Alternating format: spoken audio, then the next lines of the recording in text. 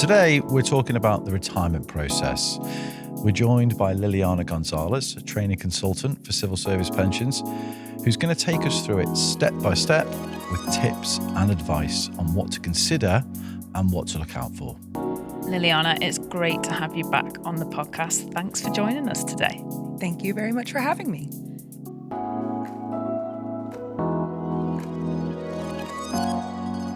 So let's get started. What's the first step of the retirement process? So the first thing you'll want to do is use the calculators to get an estimate of what your pension is worth. You can use the retirement modeler on the pension portal or our other calculators to do this. It's going to give you a guide of how much you can receive and your options in terms of lump sums. And the important thing is to remember that this will essentially be your salary after you retire. So you want to consider whether it's enough for you to live on. Okay, so these calculators and modelers, are they using kind of, data on your pension, or is that sort of all manually input? So yes, the retirement modeler in the pension portal links to data that we hold on our system, so it gives you an accurate reflection of what you'll be able to get. Great. So once you've done that part, what do you do next? So next, you want to speak with your employer and you want to give them at least 4 months notice before your planned retirement date. You'll need to tell your employer that you want to retire, talk to them about your plans, and arrange a date. They will then request a retirement quote from us. If you're a deferred member, though, you'll need to tell us that you want to retire by completing the change of details and retirement form for deferred members. It's an online form, so quick and easy to complete and submit, or you can download the paper version and post it to us. So just to jump in there, deferred member, can you just explain what a deferred member is? Yeah, so a deferred member is someone who worked for the civil service, have qualified for a pension, but just haven't taken it yet. Okay, great. Thanks. So if when you've opted out of the scheme, you were a member of Classic or Alpha, you can claim your deferred pension while remaining in civil service employment. If you were in Classic Plus, Premium, or Nuvos, you'll have to leave civil service employment before you can claim these deferred benefits. Okay, an important time frame there then of at least 4 months before your planned retirement date. But it's worth noting that some employers might ask for slightly more notice. So do look into that if you're thinking of retiring in the next couple of years.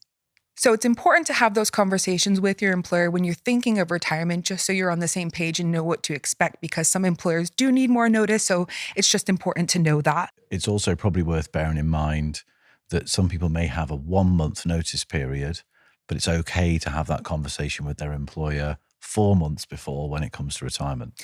Yeah, exactly. That's right. So as you say, the notice period can be longer than the actual period to give us notice because, again, it's employer specifics. Some require 6 months notice, some require 3 months notice, or anything else. So just important to have that information beforehand. Yeah.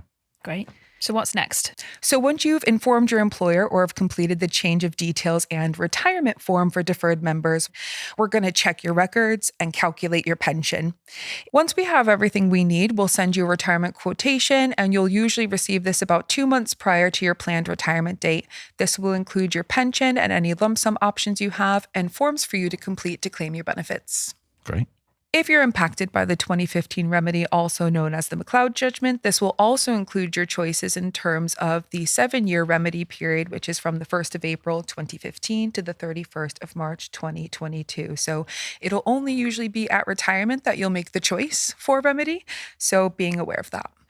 And you'll need to complete those forms and return them to us as soon as you can. And as long as we receive your forms at least 1 month prior to your planned retirement date, any lump sum that you're due will be paid to you shortly after you retire into the bank account you've provided details for in your form. If we receive your forms less than a month before your planned retirement date, your payments may be delayed.